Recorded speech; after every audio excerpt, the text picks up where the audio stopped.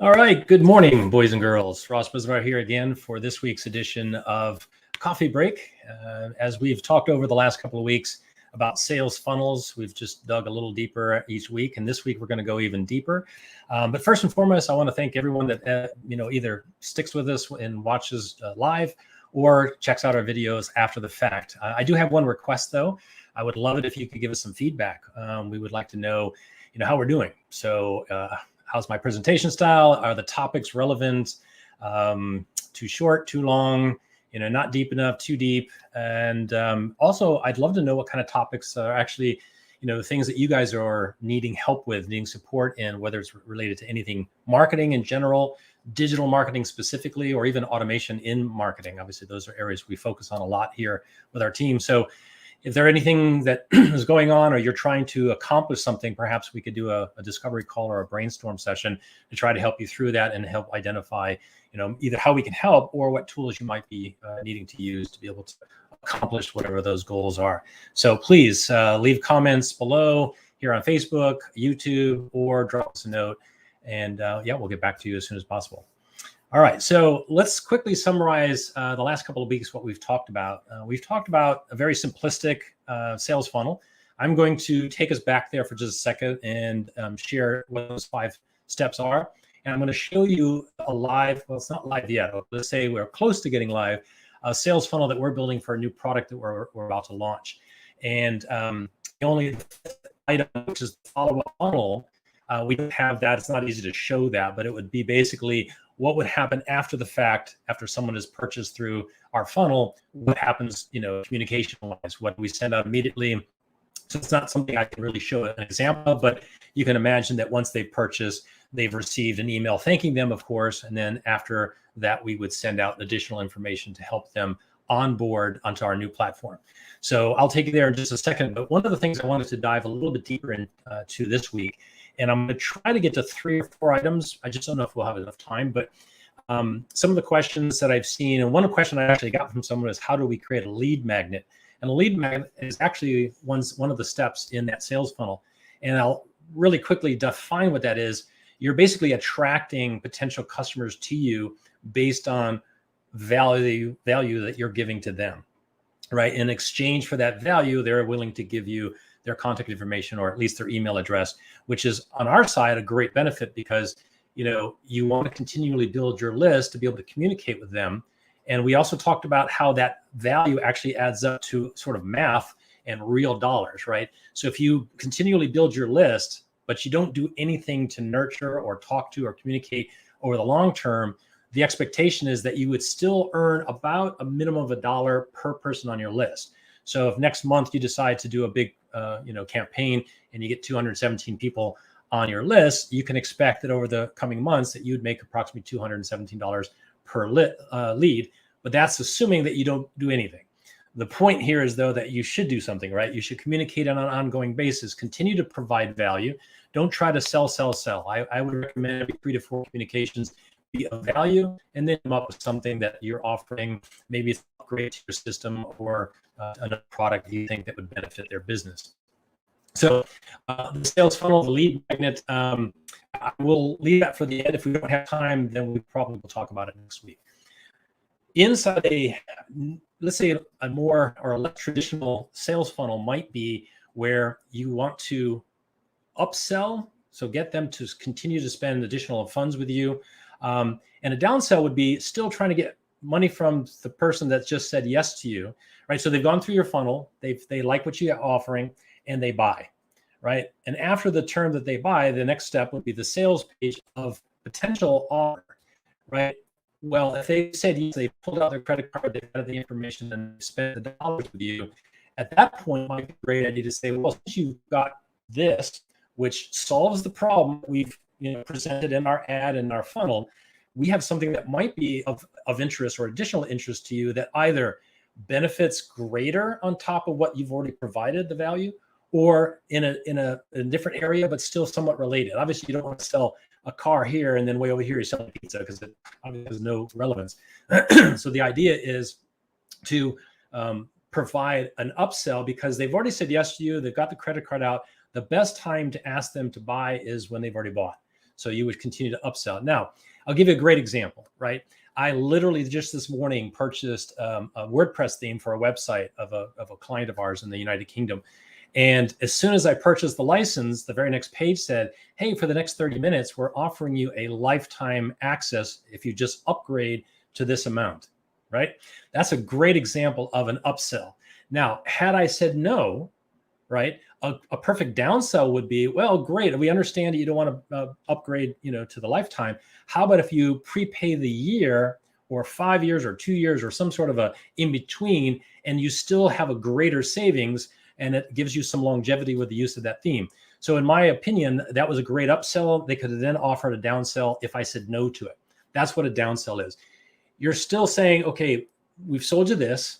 Now we've got all this. Oh, you don't want all this. How about if we just cut this down a little bit and give you just the meat of the sandwich, and it's less money, but it still helps upgrade to whatever you've just purchased.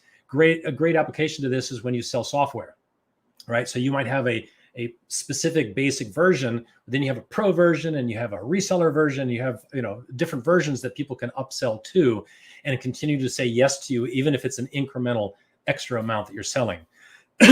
Now, one additional item, it's not quite an upsell. It's called a bump offer. This is traditionally done right before you click submit on the credit card. So I'm definitely going to buy whatever you're going to buy, the item, and you're just putting in your credit card information. And right below it, it says, hey, since you are buying this, we have an additional product that we typically sell for $99. But if you buy it today, we'll give it to you for $37. All you have to do is check mark in the little box. So you haven't purchased yet, but you're basically saying, oh, that's not bad. That's a great offer. And it looks like it would complement what I'm buying anyways. So I check mark, it adds the 37 to the total bill. I click submit, and now I've made additional revenue on that one lead coming through my funnel. So the whole goal of a funnel is to find unique ways to continue to either, get more sales revenue from that particular lead and that particular sales funnel, regardless of how you do it, whether you're upselling, downselling, or you're providing a bump offer. All right. So we're doing good on time. One of the things that I want to talk to about lead magnets, one of the questions that came in is what is a lead magnet? And not the definition per se, but like, what are you giving away? My tip would be, when somebody is buying from you, it's because you've basically showed them a way to either get rid of a pain or to give them additional pleasure, in the sense that you're making something, their life better in some way, right? In this case, when you're giving away a lead magnet, I would prefer that you just do it to remove a pain, right? So I'll give you a great example. We have a brand new client that just signed up, and they do home inspections. And the goal here is to, get people who are interested to get a home inspection done, perhaps on a property that they're about to buy. Why would they do that? Well, the pain is if they buy the house and then find out there was, some issues with the foundation, the electrical wasn't put together correctly, that could be a major expense. And they've just purchased the house, so they've obviously put out a lot of money. So prior to that, you would want them to have a home inspection. Well, in the case that they maybe haven't found the right home yet, or they're just thinking about buying, you might want to give them a lead magnet that says, here's a 25-point checklist of things you might want to keep an eye on. Now, granted, it's just a checklist. It's something for them to look for. They're not necessarily technical enough to know what to look for in the electrical panel or the foundation, which is why you would still come back to the person that gave you the lead magnet and say, hey, this checklist helped me identify something I really think I need a home inspection.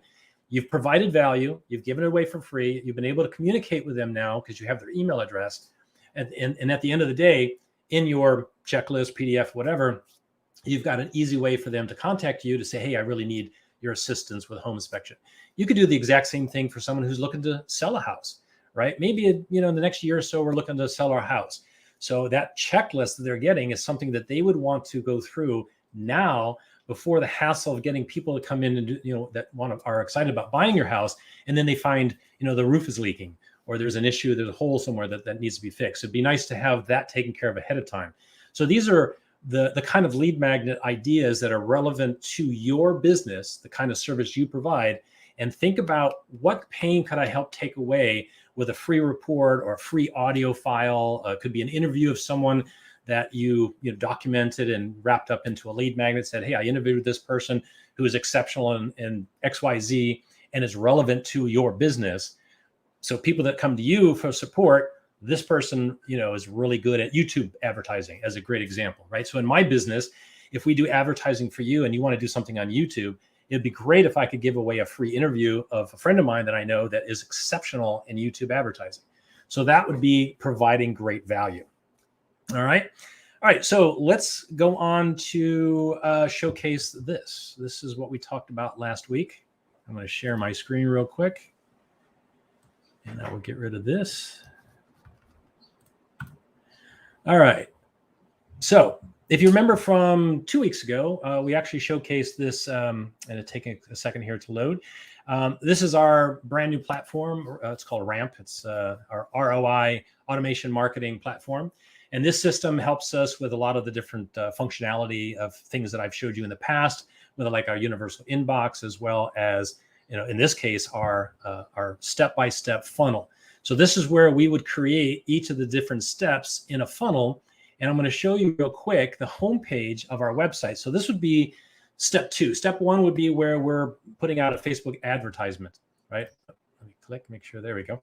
And so someone might see the ad on Facebook, and let's say it's relevant to a real estate agent, and they look at it and go, hey, this is something I could use for my marketing, and they click on the ad. So the first place they would come to is the landing page. This is our landing page that talks specifically about the agent bubble, right? Now they're really piqued their interest, and they say, yes, we're interested. Let's click on get started, and now it takes them to our packages page. And this is where we talk about the pricing, right? So we've got several different types. You have a single license where you can put it right on your website, or you could buy a 3 or 5 pack license. And why would you do that? Well, in the case of, for instance, a travel agent or a real estate agent, they have various listings or different travel packages. And it would be great if there was something right on the page of them explaining all about this brand new listing and why it's, a hot sale, why it's one of those deals you can't miss, right? So they choose their package, they decide to pick up one of these licenses, and it takes them to the next step in our funnel, which is actually the shopping cart.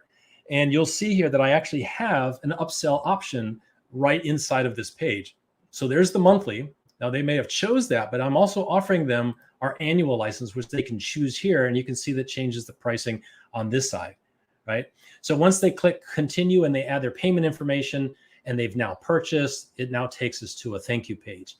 And our thank you page is where we would, in this case, we would invite them to take advantage of the onboarding process, like filling in the form of the information, like your first, last name, your business name, all the information we need to set up your agent bubble tool for your account to be utilized. So again, these are the 4 steps. The 5th one, again, it's kind of hard to showcase, but it would be that follow-up sequence of the email or SMS message, or however we would want to best communicate with them. And it's not just about, hey, thanks for your money, we appreciate it, but it's also, in our case, we want to give additional value. So you would see over the course of the next week or 2, additional emails that come in that say, hey, have you tried this yet? Have you set up your bubble yet? Here's a tip on the best way to utilize the tool and where you could best use it in your business. So that kind of information shows them that we care enough that we're just not to get the buck, but we want to really help them with their marketing and to make them flourish in their business. All right. So that's pretty much all I have for today. Let me see if I have any questions. I haven't heard that we have. Doesn't look like it. Oh, and here's one. Is it possible to connect multiple payment platforms or gateways in the funnel? Yes. So in our case, with our tool, we can actually set it up for, like here in Aruba, we have local payment processors. So one of the tools that we use, or one of the companies we work with, is CXPay. So if you're here in Aruba and you haven't done this yet, where you want to be able to take credit card payments online, let us know, because we have experience working with them in putting it into a sales funnel. If you're in the US or somewhere else, there are plenty of options. In the US, we typically use another tool called Stripe, which allows us to connect directly into the payment processing platform, where they can verify the credit card, it has funds, it is valid, and then you can accept payment. The reason we use a local payment processor for Aruba, obviously, is to keep the funds here a lot easier. We don't lose on shipping money back, don't lose on the conversion. So it's a very viable option. So yes, absolutely. PayPal, there are several ways you can connect into either shopping carts or payment processor. So thank you very much for that question. All right, I think that's it for today. Next week's subject, I don't know yet. So I will work on that, and I will make sure that we put out the information well in advance. So anybody wants to join us for coffee break, look forward to next week. Have a great day.